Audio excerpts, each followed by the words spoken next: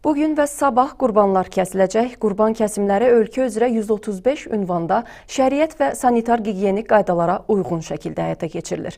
Naxçıvan Muxtar Respublikası Qida Təhlükəsizliyi Agentliyi tərəfindən bu tələblərə cavab verən 8 ədəd kəsim yeri yaradılıb.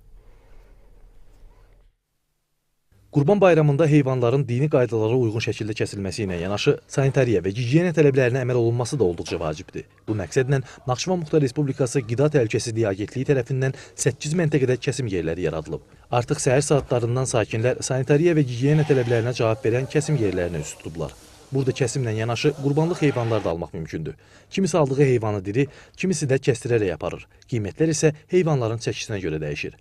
Heyvanların kütləvi daşınması, kəsimi və satışının baytarlıq sanitariya, gigiyena və digər normativ sənədlərin tələblərinə uyğun səmərəli təşkil olunması məqsədi ilə Qida Təhlükəsizliyi Agentliyi bayram günlərində müvafiq qurumlarla birgə gücləndirilmiş iş rejimində fəaliyyətini davam etdirir. Qurban bayramınız mübarək. Allah kəsilən qurbanları qəbul eləsin. Oruc Mirzəyev, Atabey Səyyad, Rəşad Hüseynov, NTV Xəbər.